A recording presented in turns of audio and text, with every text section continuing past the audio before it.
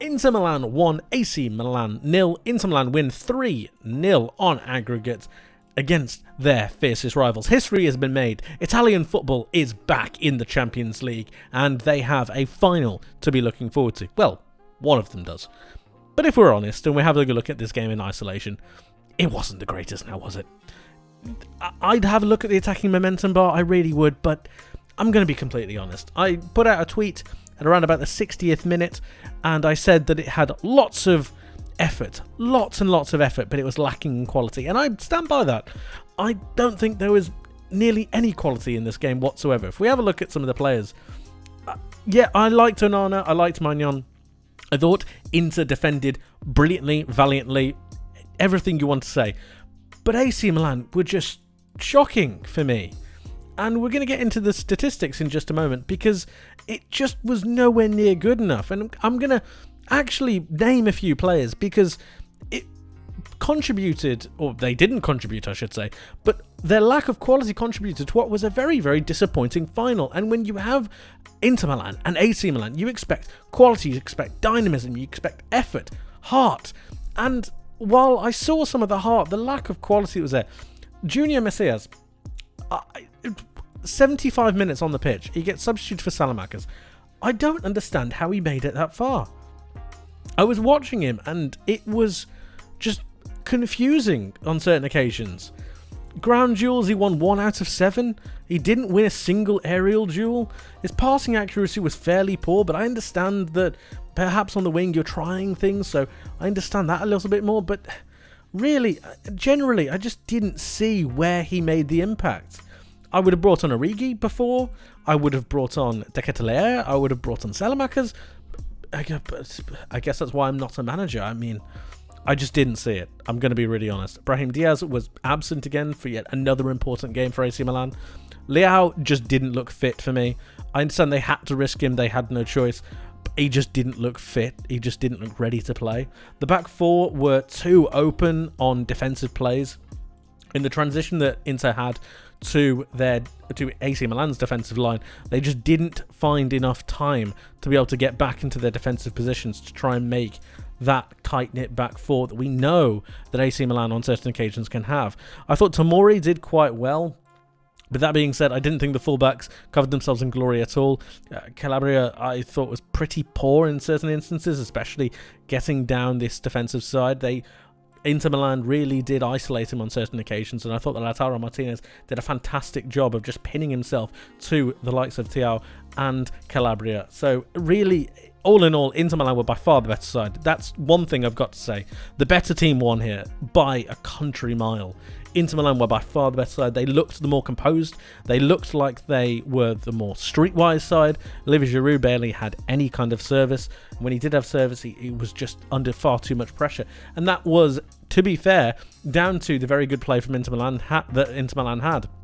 You have Darmian here, you have Bastoni here, but what happened was Acerbi ended up popping through into almost a forward defensive position to really pin himself on Giroud, because I understood that he was more of the danger man. This allowed the rest of Inter Milan's defensive midfielders to be able to pin themselves to Diaz, which stopped him from being able to really work. I thought Dumfries did a fantastic job on what was, and I will maintain this, a unfit Rafael Leao. And then DiMarco has been having a fantastic season. I thought he did a great job getting down the left-hand side and supporting the likes of Lautaro Martinez and the likes of Edin Dzeko, who is turning back the years on some of these massive, massive games. Overall, like I said, Inter Milan were by far the better side, and that's really all I have to say on it. We're going to have a look at the statistics now, because it really does not make good reading for AC Milan fans, and I think at some point you've just got to hold your hands up and say that you were beaten by the better side, honestly. I mean, yes, Inter Milan had less possession, but every other stat is in Inter Milan's favour. AC, yes, had more possession, but 15 shots. The fact that AC Milan needed 2 goals and only had 1 shot on target pretty much says everything. And that 1 shot on target was in the first half. They had 0 shots on target in the second half. 0. It's just nowhere near good enough. And then when you're looking for your team to have the extra fight, the extra oomph to really make yourselves present in the match, they failed to win their duels, both aerially or on the ground, and really that was the tale of everything. It was just lacking in quality, lacking in direction from AC Milan. They didn't really look like they had a game plan. They hit the wall of this back three. I thought Acerbi did a great job on Giroud, and then you had the likes of Bastoni and Darmian covering. Dumfries did a great job on Leao.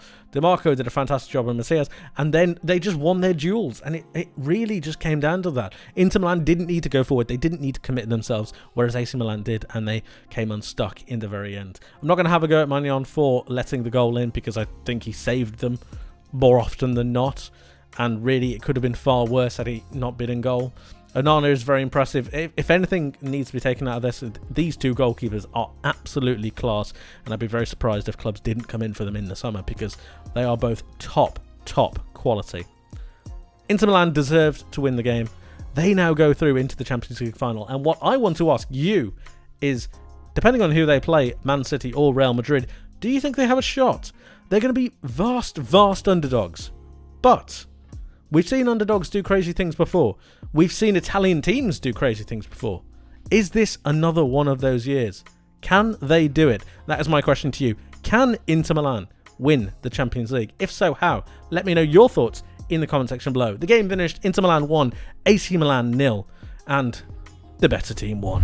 Thank you ever so much for watching, guys. I hope you enjoyed. If you did, please leave the video with a like and subscribe if you haven't for more content like this coming very soon. Let me know your thoughts in the comment section below as well on the game in itself and Inter Milan making it through to the Champions League final. Let me know your thoughts on this video type as well, on whether you like this kind of match reaction, match review type content, and whether you would like to see more of it. I would love to know your thoughts, so please do get in touch.